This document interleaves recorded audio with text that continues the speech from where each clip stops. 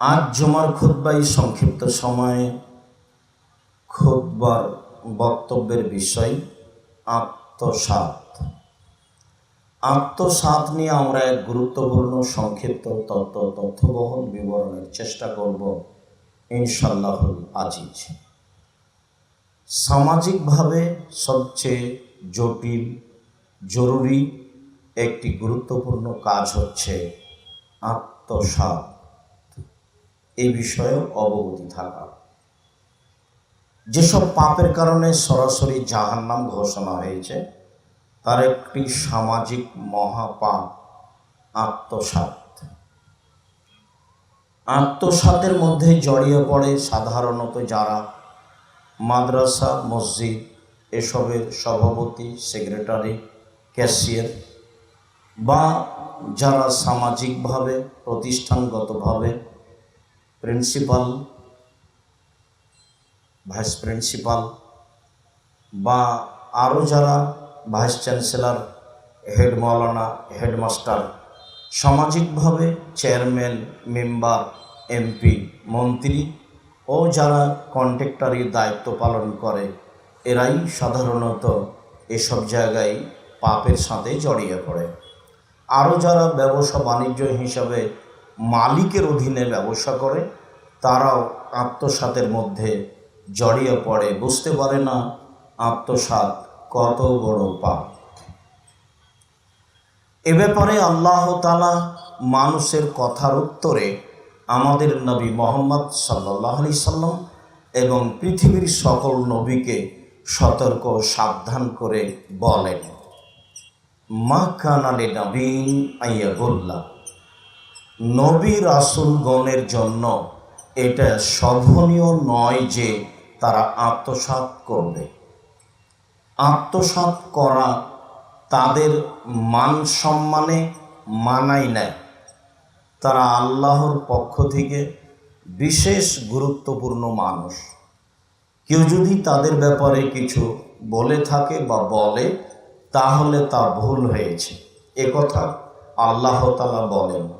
পরের অংশে তিনি পৃথিবীর সকল নবী রাসূল সাধারণ জনগণকে সতর্ক করে বলেন, অমাইয়াগুলুন, যে ব্যক্তি আত্মসাৎ করবে, ইয়াতি বিহি ইয়াউমাল কিয়ামা, সে জিনিসটা নিয়ে সে বিচারের মাঠে উপস্থিত হবে। এটা হলো সবচেয়ে বড় অপমানের মাধ্যম। যে যা আত্মসাৎ করবে সে তা নিয়ে বিচারের মাঠে উপস্থিত হবে। আমরা আলোচনার শেষ পর্যায়ে যখন একটি বাস্তব হাদিসের অনুবাদ করব তখন আমরা বিষয়টি আরও বিস্তারিতভাবে অবগত হব। এতটুক যে যা আত্মসাৎ করবে সে তা নিয়ে বিচারের মাঠে উপস্থিত হবে। এ ব্যাপারে আল্লাহ তাআলা বলেন, ইন্নাল্লাহা লা ইউহিব্বুল খায়িনিন, নিশ্চয়ই যারা আত্মসাৎ করে, যারা বিশ্বাসঘাতক, আল্লাহ তাদের পছন্দ করেন না, আল্লাহ তাদের ঘৃণা করেন। সমাজের যে কোনো স্তরে দায় দায়িত্ব পালন করতে গিয়ে কোনো মানুষ যদি আত্মসাৎ করে তাহলে সে হলো বিশ্বাসঘাতক। এমন লোককে আল্লাহ তাআলা ঘৃণা করেন, পছন্দ করেন না। আল্লাহ তাআলা বলেন, ইয়া আইয়ুহাল্লাযীনা আমানু লা তাখুনুল্লাহ ওয়ার রাসূলা, পৃথিবীর মানুষ তোমরা আল্লাহ এবং আল্লাহর রাসূলের আত্মসাৎ করো না। তাদের দায় দায়িত্ব পালন করতে গিয়ে, তাদের আদেশ নিষেধ পালন করতে গিয়ে তোমরা আল্লাহর সাথে এবং রাসূলের সাথে বিশ্বাসঘাতকতা করো না, গাদ্দারি করো না। অতাখুনু আমানাতিকুম, আর নিজেরাও তোমাদের নিজের ব্যাপারে যে আত্মসাতের ব্যাপার রয়েছে সেটাও তোমরা করো না। আপোষে সামাজিকভাবে কোনো আত্মসাৎমূলক কাজে জড়িয়ে পড়ো না, এ কথা আল্লাহ তাআলা পৃথিবীর সকল মুসলিম পুরুষ নারীকে বলেন। আল্লাহ তাআলা ইউসুফ আলাইহিস সালামের কথা সামনে রেখে বলেন, ইউসুফ আলাইহিস সালাম বললেন, যালিকা লিয়ালামা আন্নী লাম আখুনহু ওয়া আন্নাল্লাহ লা ইয়াহদি কায়দাল খায়িনিন। আমি ইউসুফ এটা করলাম কেন?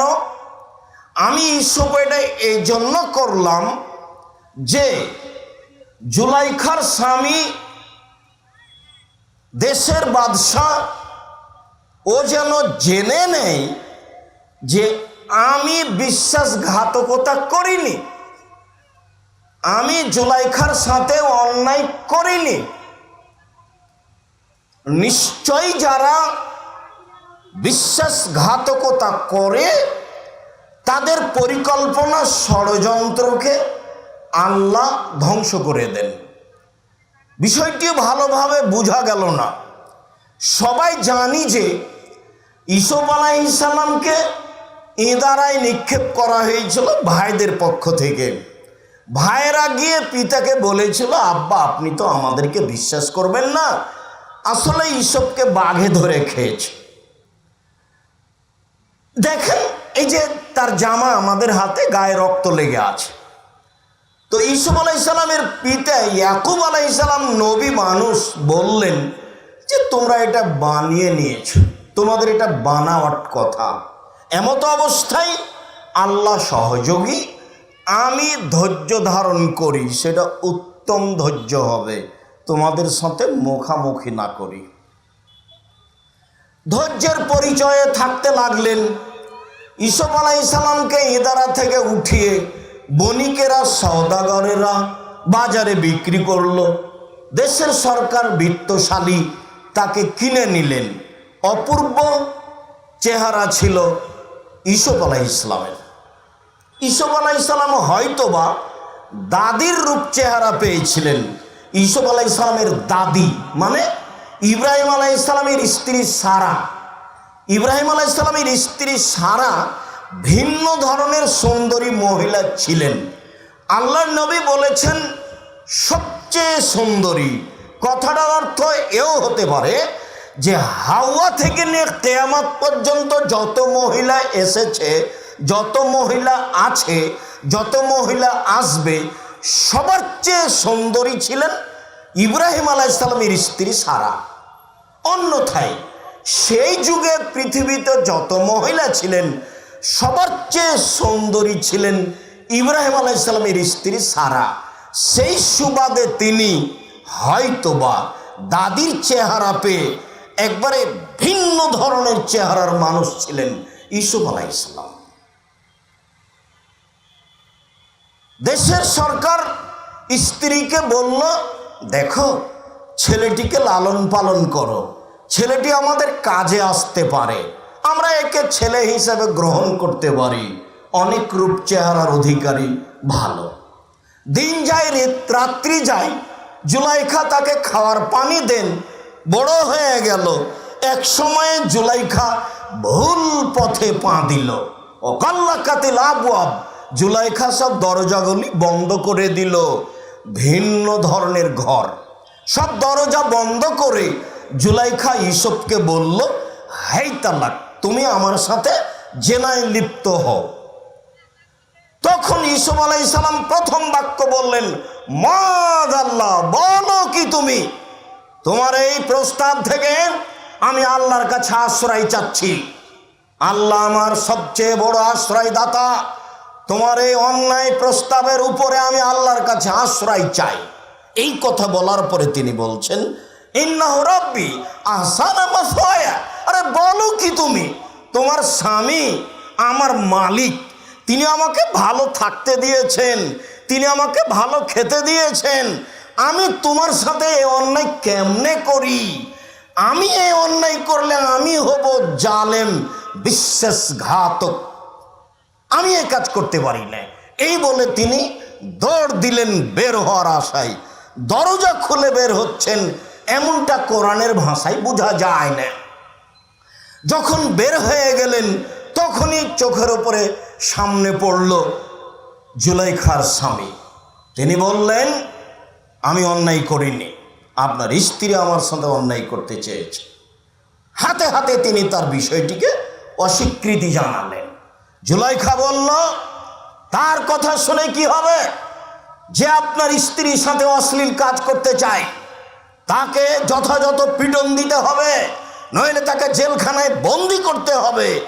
জুলাইখা ভাষা উল্টিয়ে দিল। অনেক দিনই বলেছি দিনী ভাই বোনদের, বিশেষভাবে তোমরা মহিলাদের সাথে চলাফেরা থেকে, কথা বলা থেকে বিরত থাকিও।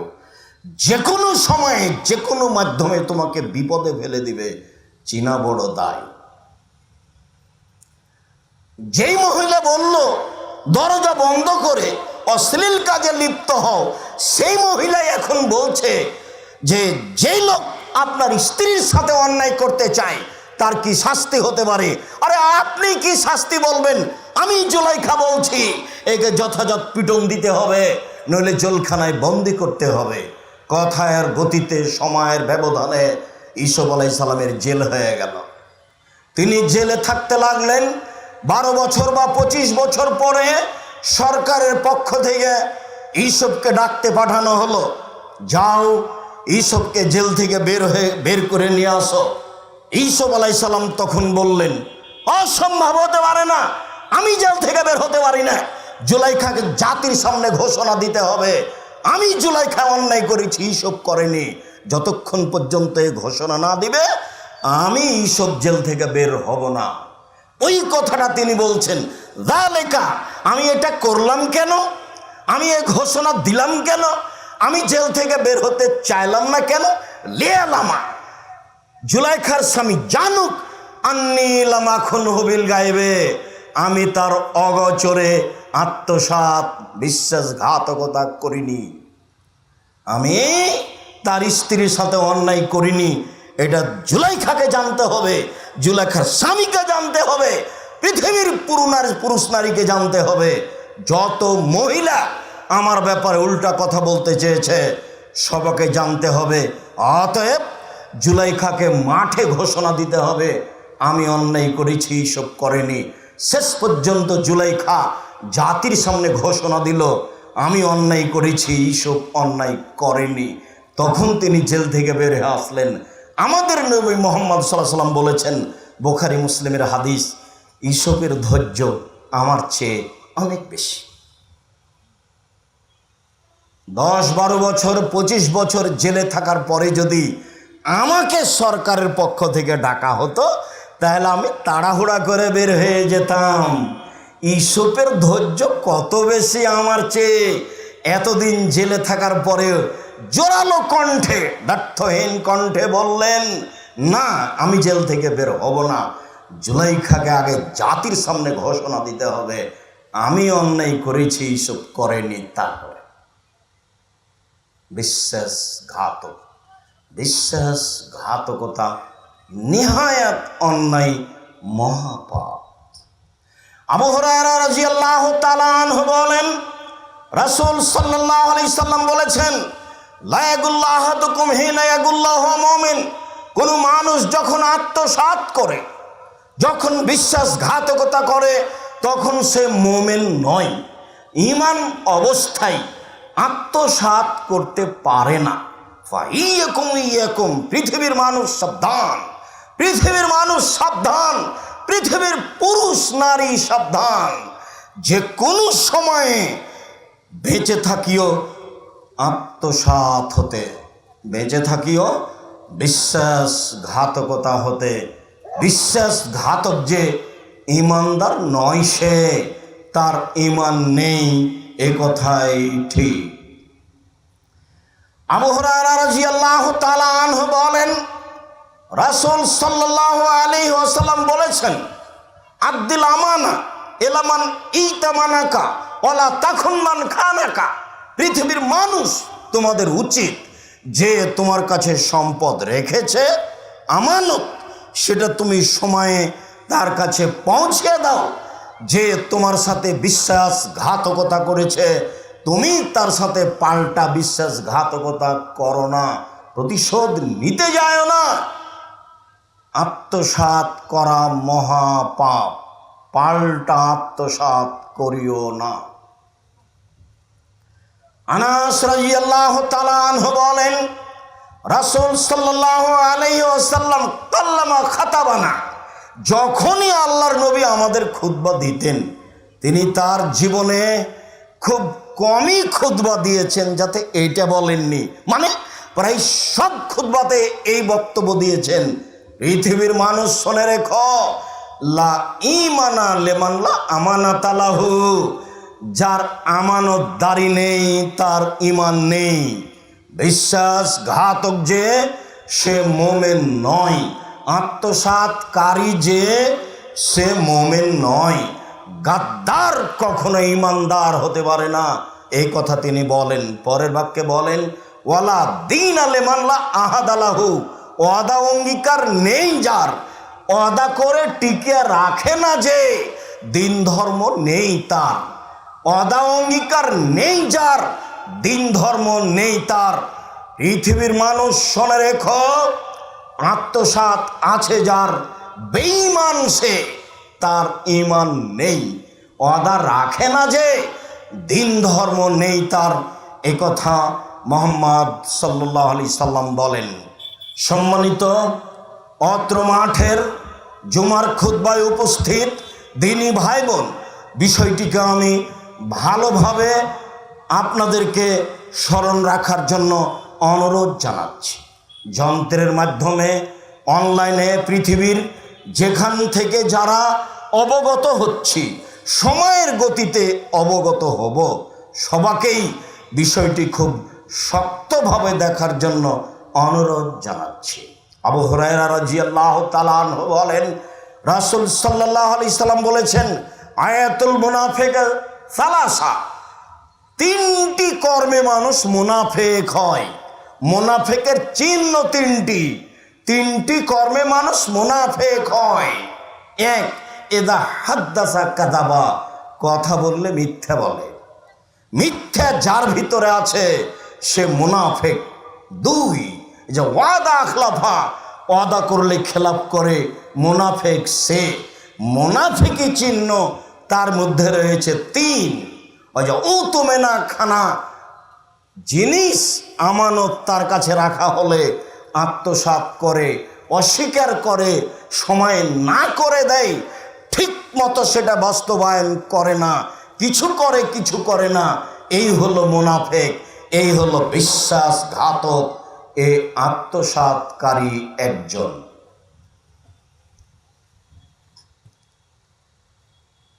সাইদ ইবনে যায়েদ রাদিয়াল্লাহু তাআলা আনহু বলেন, রাসূল সাল্লাল্লাহু আলাইহি ওয়াসাল্লাম বলেছেন, মান আখাদা শাইয়ান মিনাল আরদে যুলমান, কেউ যদি সামান্যতম জমি জোর করে দখল করে, আত্মসাৎ করে, ফাইনাহু ইউতাওয়াকহু ইয়াউমাল কিয়ামা, এই জমিটুকু তার কাঁধে বিচারের মাঠে চাপিয়ে দেওয়া হবে।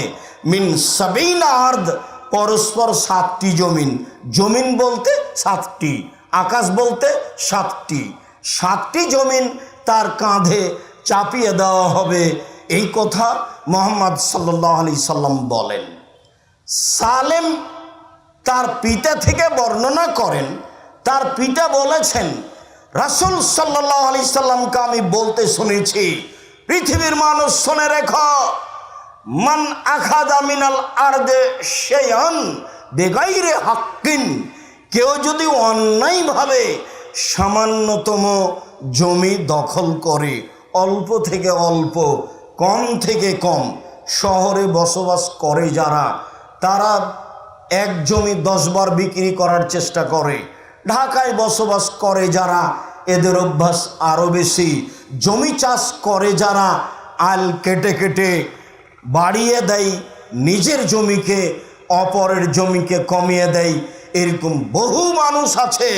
এরকম করে যারা, আল্লাহর নবী বলেন, খুসফা বিহি ফিল আরদে ইলা ইয়াউমিল কিয়ামা ইলা সাবিনা আরদ, তাকে মাটিতে ধসিয়ে দেওয়া হবে, তখন থেকে নিয়ে কিয়ামত পর্যন্ত মাটির নিচে যেতে থাকবে, এই কথা মুহাম্মদ সাল্লাল্লাহু আলাইহি সাল্লাম বলেন।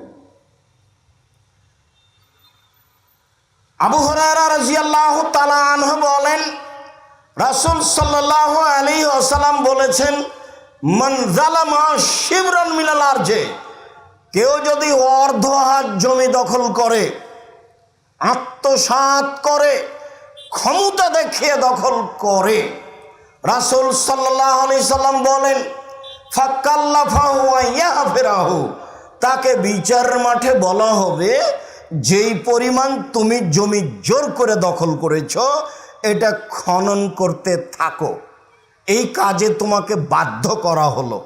হাত্তা ইয়াবলুগা আখিরা সাবআর দিনা, এইভাবে খনন করতে করতে যখন 7 জমিনের নিচে যাবে, ফাইন্নাহু ইউতাকু ইলা ইয়াউমিল কিয়ামা, তখন এই 7টা জমিন তার কাঁধে তুলে দেওয়া হবে। হাত্তা ইউজাবানান নাস, এই জমিন কাঁধে করে বিচারের মাঠে ঘুরতে থাকবে যতদিন বিচার শেষ না হয়। সম্মানিত দিনী ভাই বোন, জালেম যারা, বিশ্বাসঘাতক যারা, আত্মসাৎকারী যারা, তাদের বিচার পরে হবে। অর্থ সম্পদের যাকাত বের করে না যারা, জালেম তারা, তাদের বিচার পরে হবে। জোর করে জমি দখল করে যারা, জালেম তারা, বিশ্বাসঘাতক তারা, তাদের বিচার পরে হবে। একদিন যদি দেরি হয় তাহলে সময় হলো 50,000 বছর, আর যদি 3 দিন দেরি হয় বিচারের তাহলে সময় হলো 1.5 লক্ষ বছর। জানি না জালেমের বিচার হতে কতদিন সময় লাগবে, তবে মুহাম্মদ সাল্লাল্লাহু আলাইহি ওয়াসাল্লাম বলেছেন, হাত্তা ইউদাবানান নাস, যতদিন পর্যন্ত মানুষের আর সবার বিচার না হচ্ছে ততদিন পর্যন্ত বিশ্বাসঘাতক এই জমি কাঁধে করে থাকবে এবং ঘুরতে থাকবে। বিষয়টি বুঝাতে আপনাকে অক্ষম, কি দিয়ে বুঝায় আপনাকে এইটা বিচারের মাঠে কত কঠিন। কবর যত কঠিন, কিয়ামত তার চেয়ে অনেক বেশি কঠিন। কিয়ামত যত কঠিন, জাহান্নাম তার চেয়ে অনেক অনেক অনেক বেশি কঠিন। কি দিয়ে বুঝাই আপনাকে আমি বিচারের মাঠ কত কঠিন। যেদিন কাঁধের ওপরে থাকবে জমিন, কাঁধের ওপরে থাকবে গম টিন, যেদিন কাঁধের ওপরে থাকবে, আমি একজন সাধারণ মানুষ, গরিব মানুষ, একজন ব্যবসায়ীর অধীনে সেলসম্যান হিসেবে ব্যবসা করছিলাম, তার অগোচরে আমি একটা কাপড় বাড়িতে নিয়ে চলে এসেছি, সেটা কাঁধে থাকবে যখন, তার অগোচরে আমি একটা কাপড় বিক্রি করে টাকাটা নিয়ে নিয়েছি, এই টাকা যখন আমার কাঁধে থাকবে আমাকে ঘুরতে হবে কতদিন আল্লাহই ভালো জানে। এটা কত জটিল, কবর যত জটিল, কিয়ামত তার চেয়ে অনেক বেশি কঠিন। কিয়ামত যত কঠিন, জাহান্নাম তার চেয়ে অনেক অনেক অনেক বেশি কঠিন। কি দিয়ে বুঝায় আপনাকে আমি কবর কিয়ামত কত কঠিন। আব্দুল্লাহ ইবনে আমর রাদিয়াল্লাহু তাআলা আনহু বলেন, দিলা লিরাসূলিল্লাহ সাল্লাল্লাহু আলাইহি ওয়াসাল্লাম আইয়ুন নাস আফজাল, আল্লাহর নবীকে জিজ্ঞাসা করা হলো, আল্লাহর নবী সবচেয়ে ভালো মানুষ কে, একটু বলেন তো সবচেয়ে ভালো মানুষ কে?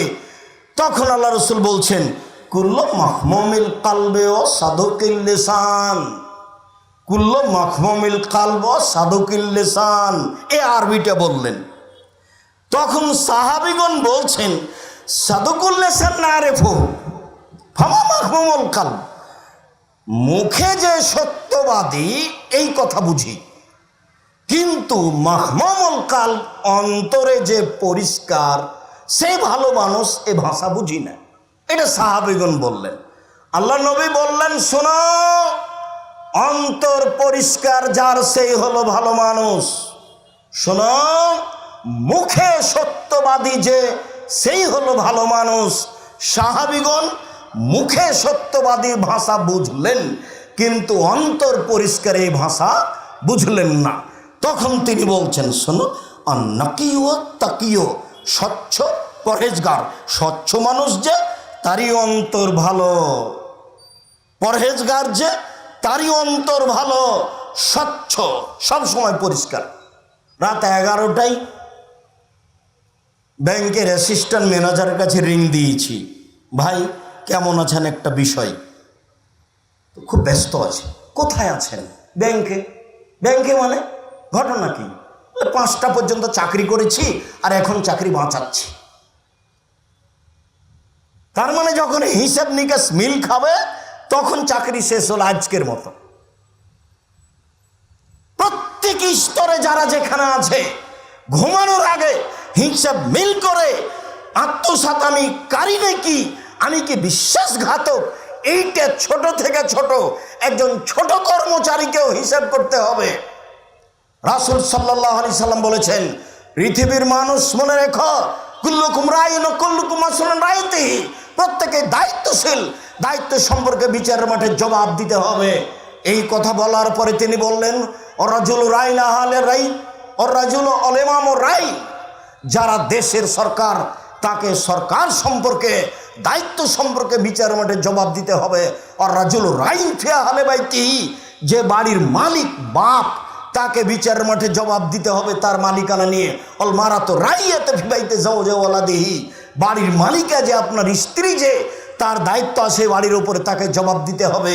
এই কথা বলতে বলতে নিচে নামতে নামতে বলছেন, ওয়াব্দুর রাজুল রাইন ওহমসুন রায়াতেহি, দাস দাসী যে কাজের মানুষ, যে কিষান কামলা, যে দাস দাসী যে কাজের মানুষ, যে কিষান কামলা, যে তাকেও জবাব দিতে হবে তার দায়িত্ব সম্পর্কে। অতএব ঘুমার আগে একজন সেলসম্যান কাজের লোককে সম্পূর্ণ হিসাব নিকাশ ঠিক করে ঘুমাতে হবে। এ কথাই রাসূল সাল্লাল্লাহু আলাইহি সাল্লাম বললেন। বলছিলাম আব্দুল্লাহ ইবনে আমর রাদিয়াল্লাহু তাআলা আনহু বলেন, রাসূল সাল্লাল্লাহু আলাইহি ওয়াসাল্লাম বললেন, আরবাউন ইযা কুন্না ফিকা ফালা আলাইকা মা ফাতাকা মিনাদ দুনিয়া, পৃথিবীর মানুষ, যদি তোমার ভিতরে চারটা জিনিস থাকে তোমার সব কিছুই আছে, ইহকাল তোমার, পরকাল তোমার। চারটা জিনিস আছে যার, ইহকাল তার, পরকাল তার। চারটা জিনিস নেই যার, ইহকাল নেই তার, পরকাল নেই তার। চারটা জিনিস আছে যার, সব কিছু আছে তার। এক, হিফজ আমানাতিন, আমানতের রক্ষা, বিশ্বাসঘাতক নয় যে তার সব কিছু আছে, ইহকালে পরকালে আছে। বিশ্বাসঘাতক যে তার কোনো কিছুই নেই। আত্মসাৎকারী যে ইহকাল নেই তার, পরকাল নেই তার। আত্মসাৎকারী নয় যে ইহকাল আছে তার, পরকাল আছে তার। সিদক হাদিসিন, সত্য কথা যার, সব কিছু তার। হুসনু খালিকাতিন, ভালো আচরণ যার, সব কিছু তার। ইফাতুন ফি তুআমাতিন, বৈধরুজি যার, সব কিছু তার। বৈধরুজি যার, সব কিছু তার। এই কথা বলে আল্লাহ রাসূল খুব ভালো মানুষকে এইভাবে বললেন, শোনো, ফালা ইসমা আলাইহি ওয়ালা বাগিয়া ওয়ালা গিল্লা ওয়ালা হাসাদা। ভালো মানুষ সেই, স্বচ্ছ মানুষ সেই, এক, পাপ নেই যার। অবাক কথা, পাপ নেই যার মানে আল্লাহ রাসূল বলছেন, কুল্লু বানি আদম খাত্তা খায়রুল খাত্তানিয়া তাওবুন, আদম সন্তানই পাপী, আদমের ছেলে মেয়ে সবাই পাপী। আবার এখন আল্লাহ নবী বলছেন পাপ নেই যার, সবচেয়ে ভালো মানুষ সে। এটা কেমন কথা হলো? কেমন কথা হলো মানে, পাপ হলেই ক্ষমা চায় যে, পাপ হলেই প্রতিকার করে যে, পাপ নেই তার। ওলা বাগিয়া, সীমা লঙ্ঘন নেই যার, সেই স্বচ্ছ, সেই পরহেজগার। আব্দুর রাজ্জাক সাহেব বলেন তো, সীমালঙ্ঘন নেই যার এ কথাটা কি?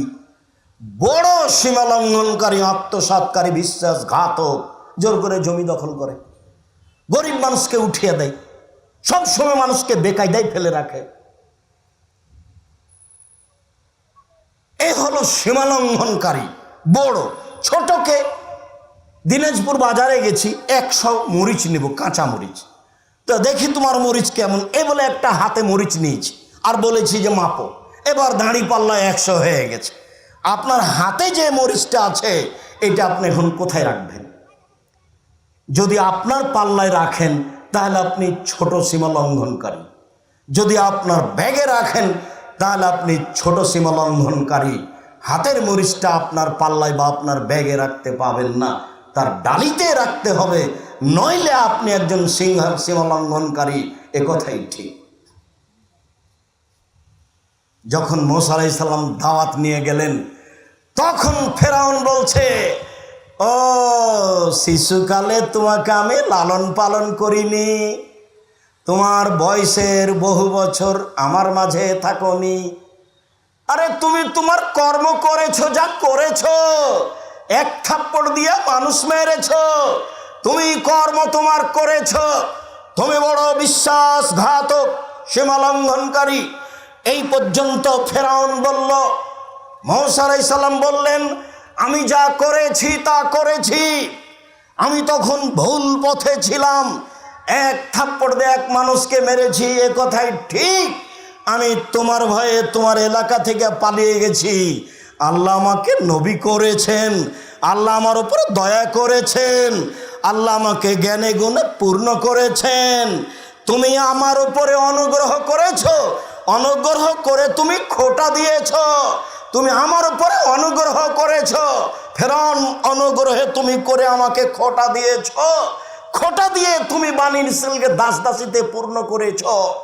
সব পুরুষকে হত্যা করেছো, নারীদেরকে দাসী করেছো। তুমি সীমা লঙ্ঘনকারী, তুমি অধ্যত স্বৈরাচার, তুমি সীমা লঙ্ঘন করেছো।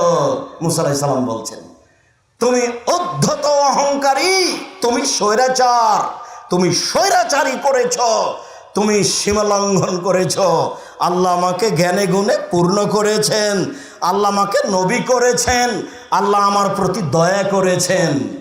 ফিরআউন যখন বলল ওভাবে, তখন মূসা আলাইহিস সালাম এভাবে বললেন, সীমা লঙ্ঘন তুমি করেছ। বলছিলাম, সম্মানিত দিনী ভাই ও বোন, আমাদের আলোচ্য বিষয় হচ্ছে আত্মসাৎ, যা মহাপাপ, ফলাফল জাহান্নাম। আব্দুল্লাহ ইবনে আমর রাদিয়াল্লাহু তাআলা আনহু বলেন, কানান নবী সাল্লাল্লাহু আলাইহি সাল্লাম ইজা আসাবাহু গনিমা, আল্লাহর নবীর নীতি ছিল, আল্লাহর নবী মুহাম্মদ সাল্লাল্লাহু আলাইহি সাল্লামের স্বভাব, বৈশিষ্ট্য, আচরণ ছিল, যখনই 10-এর পয়সা হাতে আসত, সামাজিক কোনো পয়সা হাতে আসত, ফামারা বেলালান ফানাদা ফিন্নাসে, বেলালকে বলতেন, বেলাল জনগণকে ঘোষণা দাও, সবার কাছে 10-এর পয়সা যার যা কাছে আছে নিয়ে আসো। ফায়াজিউনা বেগানাইমি, তারা যার কাছে যেটুকু থাকতো নিয়ে উপস্থিত হতো। ফায়ুখাম্মেসু ফায়ুকাসসিমু, তিনি 5ম ভাগের 1 ভাগ নিতেন, বাকি সবার মাঝে বন্টন করে দিতেন। ফাজ্জা রাজুলুন ইয়াওমান বাদা যালিক, এইটা করার পরে, 10-এর সম্পদ বন্টন করার পরে একটা লোক রাসূলের কাছে আসলো। এসেছে বেযিমামিন মিন শারিন, পশমের একটা লাগাম নিয়ে, ঘোড়ার লাগাম নিয়ে, 10 টাকা, 20 টাকা, 200 টাকা, 5 টাকা, 2 টাকা, একটা ঘোড়ার লাগাম নিয়ে এসেছে পশমের, নিয়ে এসে বলছে, ইয়া রাসূলুল্লাহ, হে আল্লাহর রাসূল, হাযা মিম্মা আসাবনাহু মিনাল গানিমা, এইটা আমি পেয়েছিলাম গানিমাতের সম্পদ, এটা আমার কাছে ছিল, এইটা আমি পেয়েছিলাম 10-এর সম্পদ, যেটা আমার কাছে ছিল। তখন আল্লাহ রাসূল বলছেন, আস-সামিতা বেলালান নাদা ফিন্নাসে সালাসান, বেলাল যে বলেছিল যার কাছে 10-এর সম্পদ আছে সবাই নিয়ে আসো, রাসূলের কাছে নিয়ে আসো, এই কথা কি তুমি শুনেছিলে? বেলাল 3 বার বলেছিল, না, জি হ্যাঁ আমি শুনেছি। তখন আল্লাহ রাসূল বলছেন, মা মানাকা আন তাজিয়া বিহি, কে তোমাকে বাধা দিল, এটা আনলে না কেন সে সময়? কে তোমাকে বাধা দিল, এটা আনলে না কেন সে সময়? ফাআতাজারা, লোকটি আপত্তি পেশ করলো, আমি ছিলাম না, আমি বিপদে ছিলাম, আমার ছেলে মেয়ে অসুস্থ, আমার স্ত্রী অসুস্থ, আমি মেডিকেলে ছিলাম, যে কোনো একটা আপত্তি পেশ করলো রাসূলের সামনে। তখন আল্লাহ রাসূল বলছেন, কুনতামটা চিতা বিহি ইয়াউমাল কিয়ামাহ, ঠিক আছে, এই সম্পদ তুমি নিয়ে যাও, এটা বিচারের মাঠে কাঁধে করে নিয়ে আসিও, আমি নিলাম না। মুহাম্মদ সাল্লাল্লাহু আলাইহি সাল্লাম একটা মানুষকে এভাবে বলছেন, নির্ধারিত সময়ে কাজ করেনি, সেই জন্য লোকটা তো নিয়ে এসেছে, কিন্তু নির্ধারিত সময়ে করেনি। দেখেছেন ধর্ম নীতি কত শক্ত, নিয়ে এসেছে তো, এবং বলেছে আমার ভুল হয়েছে, বলেছে আমার স্ত্রী অসুস্থ, বলেছে আমার কোনো বিপদ ছিল, একটা আপত্তি পেশ করেছে, কোনো প্রকার আপত্তি গ্রহণ করলেন না, বললেন যে তুমি বিচার মাঠে উপস্থিত হয়ে এটা নিয়ে আমি এটা গ্রহণ করলাম না। সম্মানিত দিনী ভাই বোন, বিষয়টি অতীব জটিল, বুঝে আমল করার চেষ্টা করি। আল্লাহ তুমি কবুল করো। আল্লাহুম্মা সাল্লি আলাইহি, আল্লাহুম্মা বারিক আলাইহি।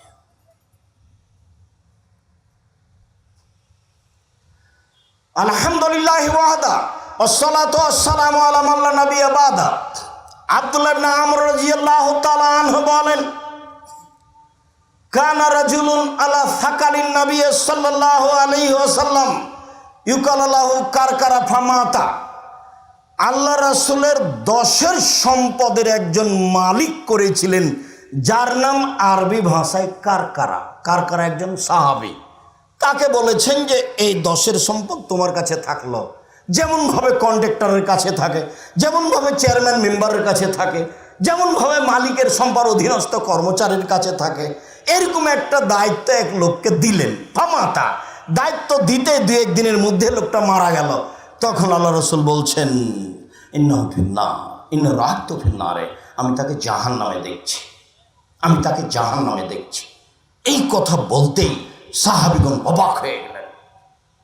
ফাদাহাবু এনজুরু, সবাই গেল দেখি তো তার ঘটনা কি। তারা ব্যাগ বকচা তলিয়ে দেখলো, ওয়াজাদু আবান কাদগাল্লাহা, দেখলো যে একটা চাদর আত্মসাৎ করে রেখেছে 10 সম্পদের। আল্লাহ রাসূল ঘোষণা দিলেন ও জাহান্নামী, আল্লাহ রাসূল ঘোষণা দিলেন ও জাহান্নামী। একবারে হাতে নাতে সামনাসামনি, লাশ ওপরেই আছে। রাসূল তার কোনো সহযোগিতা করলেন না, বললেন না যে ঠিক আছে আমি তার জন্য ক্ষমা চাইব, অথচ সাথে ছিলেন, কাজে ছিলেন। কি দিয়ে বুঝায় আপনাকে আত্মসাৎ কি জিনিস?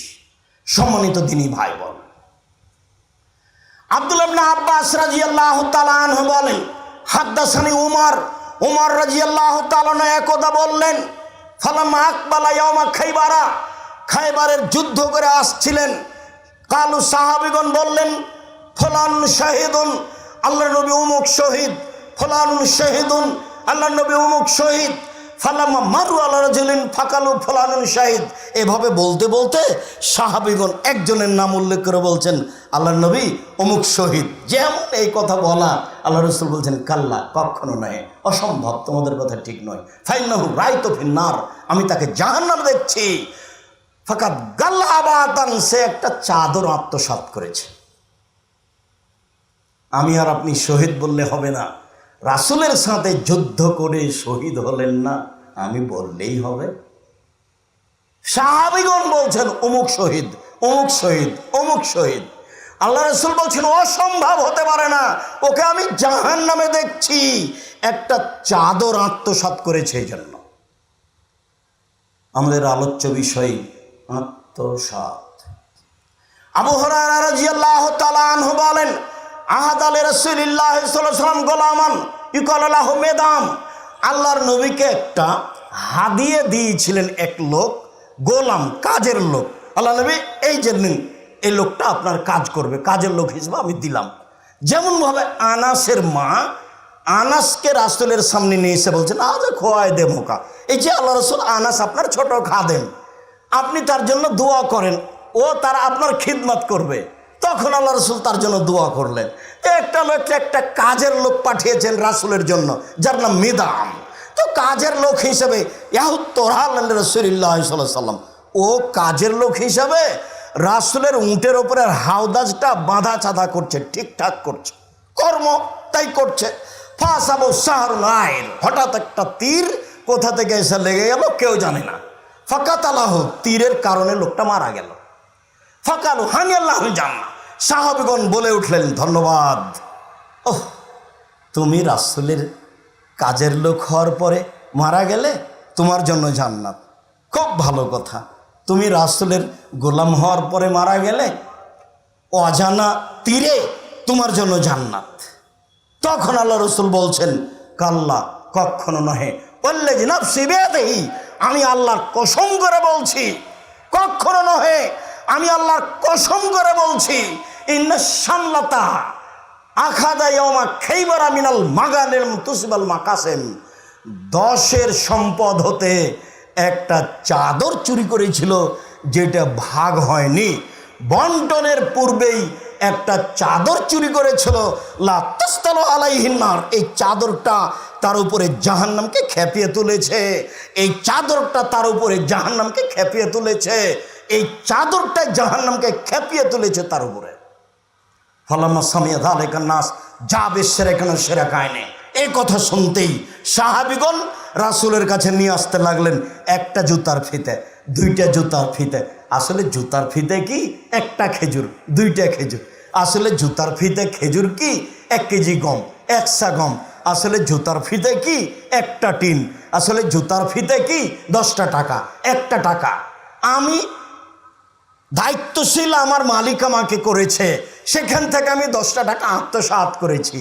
আমার মালিক আমাকে বাজার পাঠিয়েছে, 90 টাকা খরচ হয়েছে, 10 টাকা রেখে দিয়েছি। আমি ভাউচার ঠিকই দিয়েছি 100 টাকার, 10 টাকা রেখে দিয়েছি। আসলে জুতার ফিতে কি?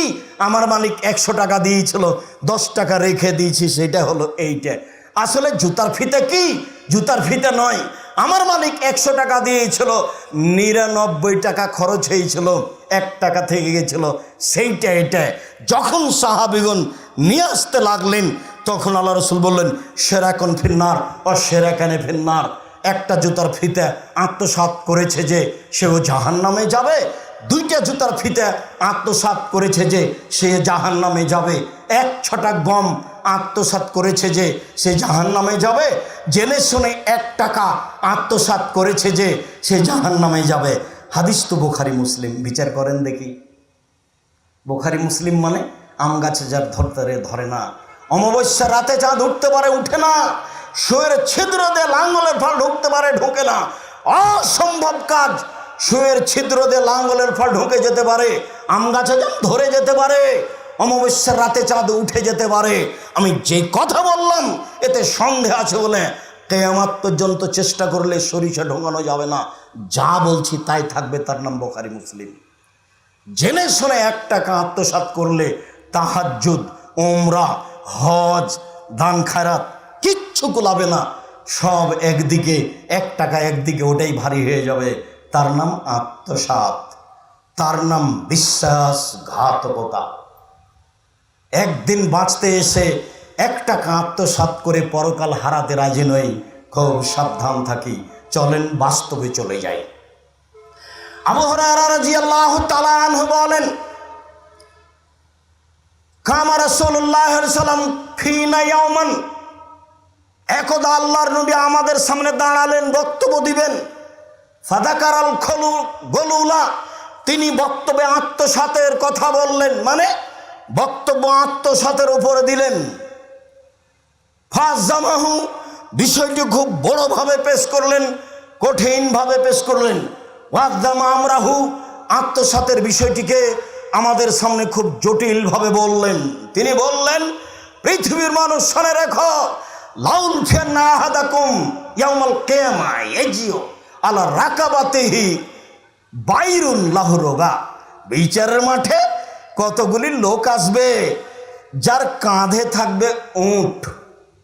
ফায়াকুলো, সে বলবে, ইয়া রাসূলুল্লাহ, আগে শুনি, আল্লাহ রাসূল আমি বিপদে, আমাকে বাঁচান। আল্লাহ রাসূল আমি বিপদে, আমাকে বাঁচান। ফাকুলা, আমি বলবো, লাম লেকুলাকা শাইয়্যান কাদ আবলাগতুকা, আজ বিচারের মাঠে সামান্যতম আমি উপকার করতে পারবো না। এই কথা পূর্বেই বলেছি। আমি ফাতেমাকে বলেছি, ফাতেমা সালিনী মাসাতে, আমি তোমার বাপ, তুমি কিছু চাইলে চাইতে পারো। তার মানে বাপ জীবদ্দশায় মেয়েকে কিছু দিতে পারে, মেয়ে অন্যের ঘরের মানুষ, মর্মে বাপ মেয়েকে কিছু স্বইচ্ছায় দিতে পারে। আল্লাহ রাসূল বলছেন, ফাতেমা তুমি কিছু চাইলে চাও, আমি তোমাকে দিতে পারি, বিচারের মাঠে কোনো কাজে আসবো না, আমি তোমার বাপ, বিচারের মাঠে তো কোনো উপকার করতে পারবো না। পৃথিবীর সবচেয়ে দামি মানুষ এ কথা বলছে। তিনি বলছেন, মানুষ বিচারের মাঠে উপস্থিত হবে, কাঁধে থাকবে উট। তিনি বলেন, লাউল ফিয়ান্না আহাদাকুম ইয়াউমাল কিয়ামা ইয়াজিউ আলা রাকাবাতিহি ফারাসুন, কতগুলি লোক আসবে যাদের কাঁধে থাকবে ঘোড়া, লাহু হামহামা, ঘোড়া যে শব্দ করে সেই শব্দে ঘোড়া চিৎকার করতে থাকবে। আগের শব্দটারও আছে, উট যে শব্দ করে সেই শব্দে উট চিৎকার করতে থাকবে। লোকটি বলবে, ইয়া রাসূলুল্লাহ আগেসনি, আল্লাহ রাসূল আমাকে বাঁচান। তখন আমি বলবো, লাম লেকলাকা সেইয়ান, আমি বিন্দু মাত্র কোনো উপকার করতে পারবো না, কাদ আবলাগ তোকা, এই কথা আমি পূর্বেই বলেছি, দুনিয়াতে বলে দিয়েছি, বিচারের মাঠে কিছু করতে পারবো না। লাউল ফিয়ান্না আহাদাকুম ইয়াউমাল কিয়ামা, বিচারের মাঠে লোক আসবে, আমি পাবো তাকে, আলা রাকাবাতিহি শাতুন লাহু সুগাউন আও তায়ার, লোক আসবে তার কাঁধে থাকবে ছাগল, ছাগল তার ভাষায় চিৎকার করতে থাকবে। লোকটি বলবে, আল্লাহ রাসূল আমাকে বাঁচান। আমি বলবো, বিন্দু মাত্র কোনো উপকার করতে পারবো না, এ কথা পূর্বেই বলেছি। কথাগুলি এমন কেন? উটের কথা কেন? ঘোড়ার কথা কেন? ছাগলের কথা কেন? আরব দেশের কথা। যার সামনে বলছেন তিনি হচ্ছেন আরবি ভাষার মানুষ, যিনি বলছেন তিনিও হচ্ছেন আরবি ভাষার মানুষ। তাদের সম্পদ হচ্ছে উট, তাদের সম্পদ হচ্ছে ঘোড়া, তাদের সম্পদ হচ্ছে ছাগল। এই জন্য ধারাবাহিক চলে আসছে। চলেন দেখি তার পরের বাক্যে তিনি বলেন, লাউল ফিয়ান্না আহাদাকুম ইয়াতি ইয়াউমাল কিয়ামা আলা রাকাবাতিহি নাফসুন লাহা সিয়াহুন, কতগুলি লোক আসবে তাদের কাঁধে থাকবে মানুষ। যত মানুষকে অন্যায়ভাবে হত্যা করা হয়েছে সব মানুষ কাঁধে থাকবে, মানুষ চিৎকার করতে থাকবে, যতদূর জোরে চিৎকার করা সম্ভব লোকগুলি সব তার কাঁধের উপরে থাকবে, আর ওরা চিৎকার করতে থাকবে। লোকটি বলবে, আগেসনি ইয়া রাসূলুল্লাহ, হে আল্লাহর রাসূল আমাকে উদ্ধার করেন, বাঁচান, আমি বিপদে। তখন আল্লাহ রাসূল বলবেন, আল ইয়াউমা লা আমলিকু শাইআন কাদ আবলাগতুকা, আমি কোনো উপকার করতে পারবো না, এই কথা বলেছি, আমি কিছুই করতে পারবো না। লাউল ফিয়ান্না আহাদাকুম ইয়াউমাল কিয়ামা, বিচারের মাঠে কতগুলি লোককে পাবো, এজি আসবে আলা রাকাবাতিহি রোকাউন, কাপড়ের বস্তা থাকবে, কাপড় জাতীয়, অতাক্ষগুন দলতে থাকবে কাঁধে। এই বস্তাগুলি, এই কাপড়, এই জামা, এই লুঙ্গি কাঁধের উপরে দুলতে থাকবে। এই চিৎকার করবে না, এ প্রাণী নয়, দুলতে থাকবে। তখন বলবে, আল্লাহ রাসূল আমাকে বাঁচান, আমি খুব বিপদগ্রস্ত। আল্লাহ রাসূল বলবেন, বিচারের মাঠে বিন্দুমাত্র উপকার করতে পারবো না, এ কথা পূর্বেই বলেছি। এরপরে কতগুলো লোক পাবো, বিচারের মাঠে আসবে, ওয়ালা রাকাবাতিহি সমাজ, জড় বস্তু থাকবে, গম, টিন, টাকা পয়সা। কন্ট্রাক্টর কয় টাকা আত্মসাৎ করেছে, দেশের উন্নয়নের নামে কোটি কোটি টাকা, কত বিলিয়ন বিলিয়ন ডলার নিয়ে এসে মানুষ আত্মসাৎ করেছে, বুঝতে পারে না বিচারের মাঠ কত কঠিন। চেয়ারম্যান, মেম্বার, এমপি, মন্ত্রী বুঝতে পারে না। যদি সত্য সত্যই বুঝতো যে এত কিছু কাঁধে নিয়ে যদি একদিন ঘুরতে বলা হয় তাহলে সময় হলো 50 বছর, যদি 3 দিন ঘুরতে বলা হয় তাহলে সময় হলো 1.5 লক্ষ বছর। জনগণ, আমি মন্ত্রীর দায়িত্ব পালন করব না, চলে এলাম। আমার বাড়ি দিনাজপুর গ্রাম অঞ্চলে, জমি ভাগে পেয়েছি 10 শতক বাবের, ওখানে বেগুন চাষ করে খাবো, আমি দায়িত্ব পালন করব না। আবু জার গেফারি এসে বলছেন, আমাকে এলাকার নেতা করে দেন না। তখন আল্লাহ রাসূল বলছেন, তুমি বলেছ কি? আরে দায়িত্ব তো নেতৃত্ব, দায়িত্ব তো আমানত, তুমি কথা বলো কি করে? দায়িত্ব তো চালাবে উমার, যার কাছে 19 15 20 হয় না, যার কাছে 15 20 হয় না, তার নাম উমার।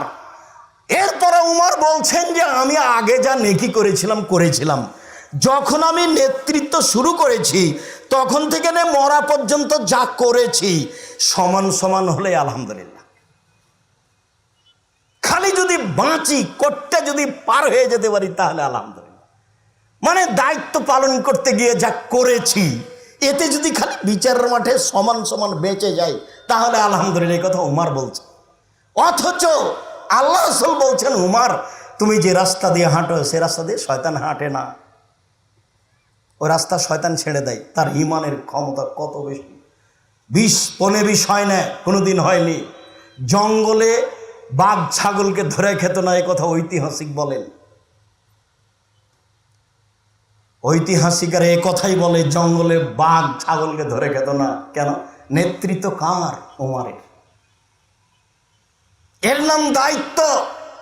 সম্মানিত অত্র বৈঠকের দিনী মুসলিম ভাই ও বোন, অনলাইনে যারা পৃথিবীর যে কোনো স্থান থেকে অবগত হচ্ছি, সকলকে আমি রাসূল সাল্লাল্লাহু আলাইহি সাল্লামের হাদিসটি বাস্তব অবগত হওয়ার জন্য অনুরোধ জানাচ্ছি। এটা একবারে নগদ সামনাসামনি।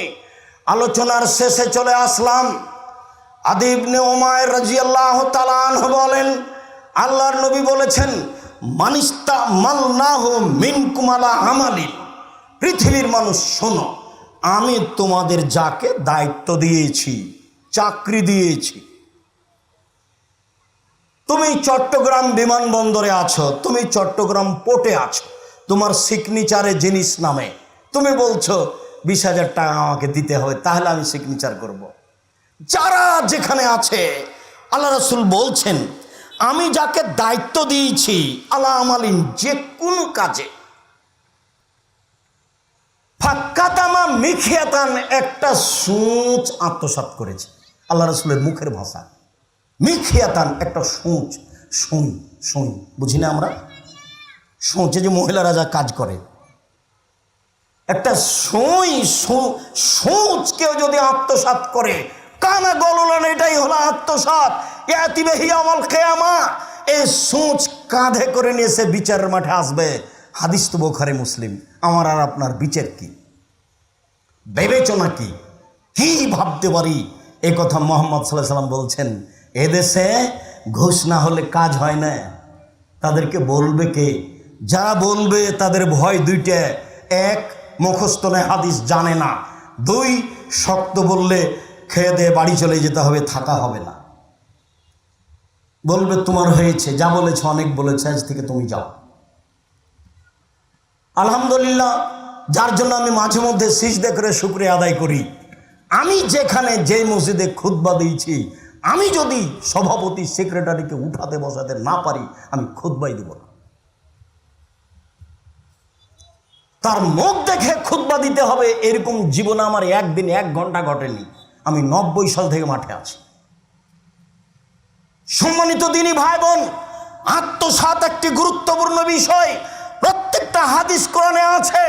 যারাই চেয়ারম্যান, মেম্বার, এমপি, মন্ত্রী, যারাই কন্ট্রাক্টর, যারাই বড় ব্যবসায়ীর অধীনে চাকরি করে, যারা হেড মাওলানা, হেডমাস্টার, যারা সভাপতি, সেক্রেটারি, ক্যাশিয়ার, তাদের জীবনে 1 টাকা আত্মসাৎ হয়ে থাকলে টাকা ফেরত দিতে হবে, অন্যথায় তা বিচারের মাঠে কাঁধে করে নিয়ে আসতে হবে।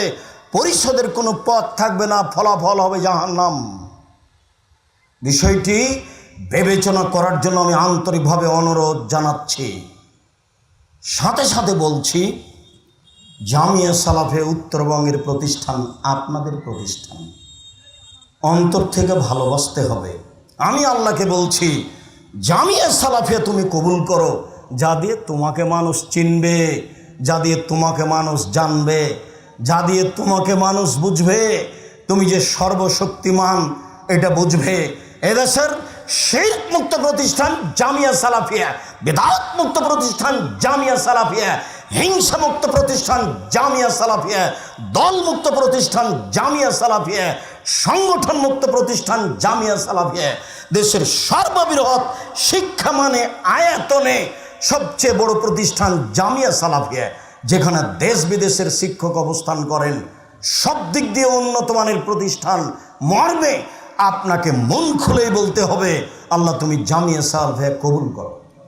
আপনার যদি সংকীর্ণতা থাকে, জবাব আপনাকে দিতে হবে, আমাকে দিতে হবে না।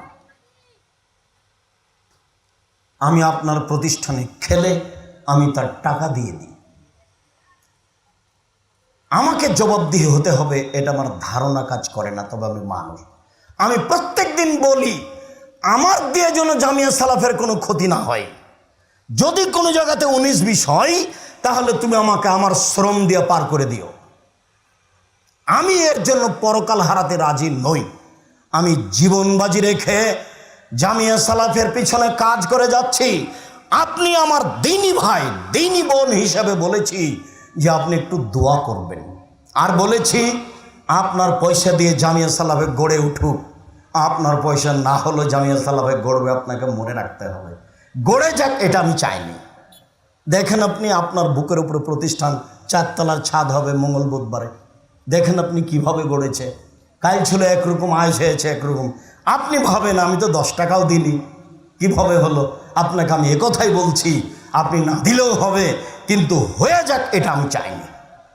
আপনি ক্ষতিগ্রস্ত হন এটা আমি চাইনি। হিংসামুক্ত প্রতিষ্ঠান জামিয়া সালাফিয়া, অতএব আপনি মন থেকে দোয়া করবেন। আমি বলেছি পতিতালয়ের মহিলা যদি কুকুরকে পানি পান করে জান্নাত পেতে পারে, জামিয়া সালাফিয়া আল্লাহকে সন্তুষ্ট করার জন্য কে যদি 10 টাকা দান করে সে জান্নাত পাবে ইনশাআল্লাহ। এটা আমার দৃঢ়তা কাজ করে। অতএব আপনি জামিয়া সালাফের জন্য একটু মন খুলে দোয়া করবেন। যেদিন আসবেন সেদিন 10 টাকা হাতে নিয়ে আসবেন, খালি আসবেন না। ছেলেরা সামনে দিয়ে যাবে, আপনার সামনে দিয়ে চলে গেল, আপনি 10 টাকা বের করতে পারলেন, এটা আমি চাইনি। আল্লাহ রাসূল বলছেন এলাদুলুলিয়া খায়রু মিন ইয়াদিস সুফলা, দেওয়া হাত ভালো নেওয়া হাতের চেয়ে। আর যারা তেঘরা, তারা বউ হোক আর বেটি হোক, তেঘরা যত দূরের নাম তেঘরা, ওরা এই গ্রামে জন্ম নিয়েছে মেয়ে হিসেবে, যে কোনো জায়গাতে শ্বশুরবাড়ি হিসাবে চলে গেছে। সারা দেশের দেশ বিদেশের যেখান থেকে মেয়ে এসেছে তেঘরা গ্রামে বউ হিসাবে, সবার কাছে আমার বলা থাকছে, মহিলা হিসাবে, শাশুড়ি মা হিসাবে বলা থাকছে, আপনি জামিয়া সালাফিকে অন্তরের থেকে ভুল করবেন না।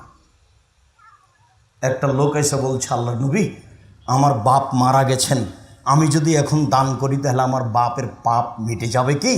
আল্লাহ রাসূল বললেন না, হ্যাঁ। হাদিস বুখারী মুসলিম। আপনার বিচার কি? আপনি ছেলে হিসাবে আপনার বাপের কি করলেন? আপনি মনেই করতে পারেন না আপনার বাপকে এত ভালো হওয়ার পরেও, আর আপনার ছেলে আপনাকে স্মরণ করবে, এটা আপনি কি দিয়ে বুঝলেন? শ্বাস বন্ধ হওয়ার আগেই পথ বাছাই করি, এটাই ভালো হবে। আমি উত্তরবঙ্গের সকল দিনী ভাই বোনকে বলতে চাই, জীবনের সাথে সাথে করে নেবেন জামিয়া সালাফিয়াকে, মন খুলে দোয়া করবেন জামিয়া সালাফের জন্য, দানের হাত প্রশস্ত করবেন জামিয়া সালাফের জন্য। পৃথিবীতে সবচেয়ে শক্তিশালী ইবাদত হলো দান, এটা মনে রাখে যেন। মনে রাখার জন্য আমি অনুরোধ জানাচ্ছি। আমি আসলেই কিছু না কিছু পয়সা হাতে নিয়ে আসবেন। আমি না আসলেও নিজে থেকে জামিয়া সালাফের কাছে এসে প্রিন্সিপাল বা যার কাছে হোক একটা দিয়ে রসিদ বই নিয়ে যাবেন।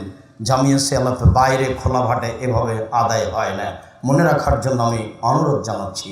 প্রাণের প্রতিষ্ঠান জামিয়া সালাফিয়া, শিক্ষা দেওয়া প্রতিষ্ঠান জামিয়া সালাফিয়া, আল্লাহকে চেনা প্রতিষ্ঠান জামিয়া সালাফিয়া, আল্লাহকে মানা প্রতিষ্ঠান জামিয়া সালাফিয়া। আল্লাহ তুমি কবুল করো। আমাদের যারা মারা গেছে তুমি তাদের কবরের শাস্তি মাফ করো। যারা আমরা দিন ধর্ম বুঝতাম, বহু ত্রুটি থেকে গেছে, কবরে চলে গেছি, তুমি তাদের কবরকে প্রশস্ত করো, তুমি তাদের কবরকে আলোকিত করো। তারা মানুষ হিসেবে কিছু ভুল থাকতেই পারে, তুমি সর্বশক্তিমান, তুমি গাফফার, তুমি তাদেরকে মাফ করে দাও। যারা আমরা বাড়িতেও হাসপাতালে আছি, তুমি তাদের আরোগ্য শেফা দাও। তুমি শেফা দিতে পারো, অন্য কেউ পারে না, তুমি আমার আরোগ্য দাও, শেফা দাও। আমরা যারা বেঁচে আছি তুমি তাদেরকে তোমার রাসূলের পদ্ধতি অনুযায়ী চলার তৌফিক দান করো। শিরক মুক্ত জীবন দাও, বিদআত মুক্ত জীবন দাও, বৈধ রুজির পথ করে দাও, আত্মসাৎ থেকে রক্ষা করো। তোমার দরবারে এই জোরালো দাবি দোয়া রেখে আজকের জুমার খুতবা এখানে শেষ করলাম। আল্লাহুম্মা সাল্লি আলাইহি, আল্লাহুম্মা বারিক আলাইহি। আসসালামু